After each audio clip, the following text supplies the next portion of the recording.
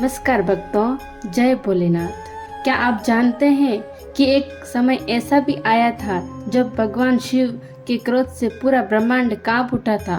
क्या आप जानते हैं कि एक पिता के अहंकार ने अपनी ही पुत्री को अग्नि में समर्पित होने के लिए मजबूर कर दिया था।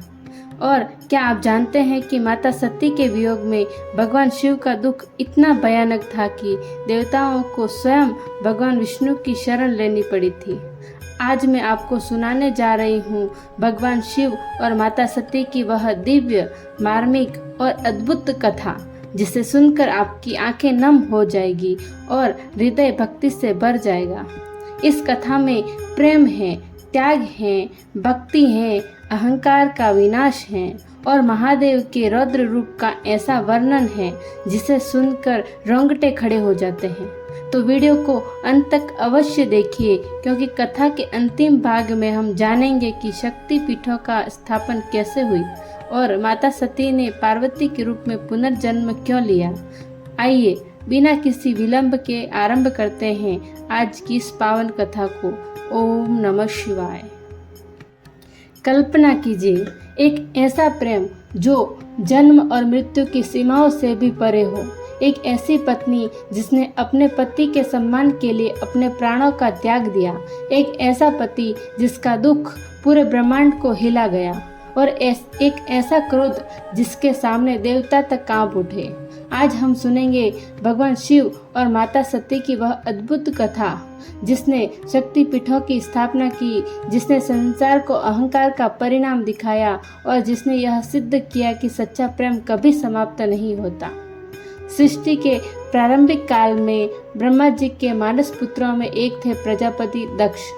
दक्ष अत्यंत विद्वान, शक्तिशाली और प्रभावशाली थे। उन्हें अपनी शक्ति और पद का बहुत अभिमान था। समय बीता और दक्ष के घर एक दिव्य कन्या ने जन्म लिया। यह कोई साधारण कन्या नहीं थी। स्वयं आदि शक्ति ने संसार के कल्याण हेतु दक्ष के घर पुत्री रूप में जन्म लिया था। उस कन्या का नाम रखा गया सती। जन्म से ही सती अत्यंत तेजस्वी और आध्यात्मिक प्रवृत्ति की थी। जैसे जैसे वे बड़ी होने लगी, उनका मन संसार की भौतिक वस्तुओं से दूर और भगवान शिव की भक्ति में लगने लगा। एक दिन देवर्षि नारद दक्ष के महल पहुँचे। उन्होंने सती को भगवान शिव की महिमा सुनाई। उन्होंने बताया कि शिव केवल देवता नहीं है, वे स्वयं महादेव हैं। वे समय के भी स्वामी हैं। वे सृष्टि के आरंभ से पहले भी थे और अंत के बाद भी रहेंगे। नारद जी की बातें सुनकर सती का मन शिव की भक्ति में डूब गया। दिन रात वे शिव का ध्यान करने लगी। उधर दक्ष को यह बात बिल्कुल पसंद नहीं थी। वे शिव को एक अजीब योगी समझते थे। उनके अनुसार शिव के पास न कोई महल था, न राज्य, न धन। वे भस्म लगाते थे, श्मशान में रहते थे और उनके गण भी विचित्र थे। दक्ष चाहते थे कि उनकी पुत्री का विवाह किसी राजसी और प्रभावशाली देवता से हो, लेकिन सती का मन तो पहले भी शिव को अपना पति मान चुका था। सती ने निश्चय कर लिया कि वे भगवान शिव को ही पति बनाएगी। उन्होंने घोर तपस्या आरंभ की। कई वर्षों तक उन्होंने कठिन व्रत किए। कभी केवल फल खाकर जीवन बिताया, कभी केवल जल पीकर और कभी कभी तो बिना अन्न और जल के भी ध्यान में लीन रही। देवता भी उनकी तपस्या देखकर आश्चर्यचकित थे। अंततः सती की तपस्या से प्रसन्न होकर भगवान शिव प्रकट हुए। शिव जी ने कहा, हे देवी, मैं आपकी भक्ति से प्रसन्न हूँ, वर मांगिए। सती ने विनम्रता से कहा, प्रभु, मैं आपको अपने पति के रूप में प्राप्त करना चाहती हूँ। महादेव मुस्कुराए और उनकी इच्छा स्वीकार कर ली। जब यह समाचार दक्ष को मिला तो वे प्रसन्न नहीं हुए, लेकिन ब्रह्मा, विष्णु और सभी देवताओं के समझाने पर वे विवाह के लिए तैयार हुए। फिर वह शुभ दिन आया। कैलाश से भगवान शिव अपनी बारात लेकर निकले। उनकी बारात किसी राजा की बारात जैसी नहीं थी। उसमें भूत प्रेत, पिशाच, योगी, गण और अनेक विचित्र प्राणी थे। यह देखकर लोग भयभीत हो गए। लेकिन जब शिव ने अपना दिव्य रूप धारण किया, तब सब उनके सौंदर्य और तेज को देखकर मंत्रमुग्ध हो गए।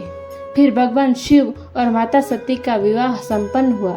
पूरे ब्रह्मांड इस दिव्य विवाह का साक्षी बना। समय बीतता गया। एक बार देवताओं की सभा आयोजित हुई।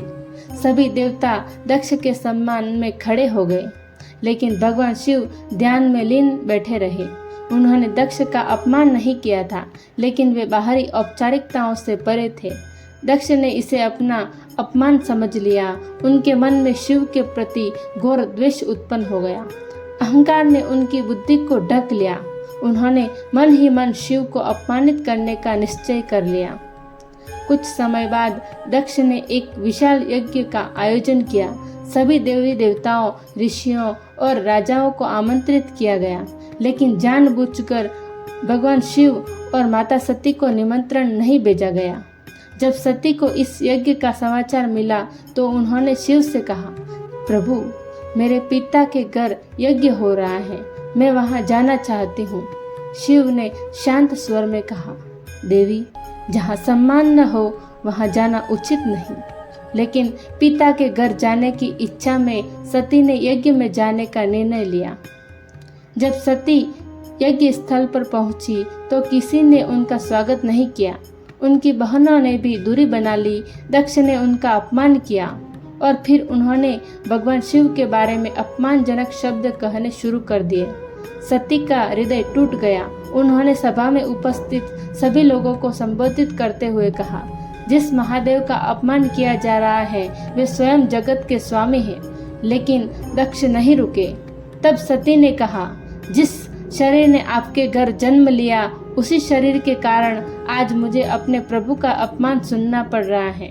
मैं इस शरीर का त्याग करती हूँ। इतना कहकर वे योगाग्नि में लीन हो गई। पूरा यज्ञ स्तब्ध रह गया।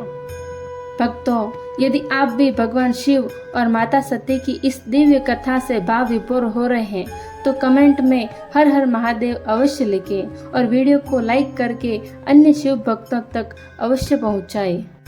जब यह समाचार कैलाश पहुंचा तो महादेव मौन हो गए। कुछ क्षणों तक पूरा ब्रह्मांड शांत रहा। फिर उनका दुख क्रोध में बदल गया। उन्होंने अपनी जटा से एक केश निकालकर पृथ्वी पर पटक दिया। उससे वीरभद्र प्रकट हुए। महादेव ने आदेश दिया, जाओ और उस यज्ञ को नष्ट कर दो।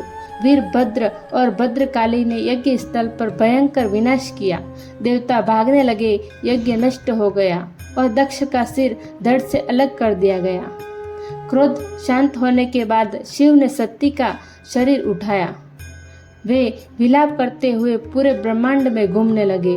उनका दुख इतना गहरा था कि प्रकृति का संतुलन बिगड़ने लगा। पर्वत कांपने लगे, समुद्र उफान मारने लगे। देवता भयभीत हो गए। देवताओं ने भगवान विष्णु से प्रार्थना की। विष्णु ने सुदर्शन चक्र चलाया। सती के शरीर के अनेक भाग पृथ्वी पर विभिन्न स्थानों पर गिरे। जहाँ जहाँ वे गिरे वहाँ वहाँ शक्तिपीठ स्थापित हुए। आज भी करोड़ों श्रद्धालु इन शक्तिपीठों की यात्रा करते हैं।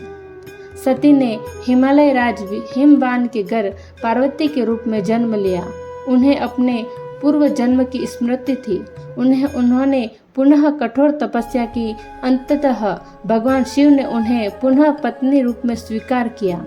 इस प्रकार शिव और शक्ति का पुनर्मिलन हुआ। भक्तों, यह कथा केवल एक प्रेम कहानी नहीं है, यह अहंकार और विनम्रता की कहानी है।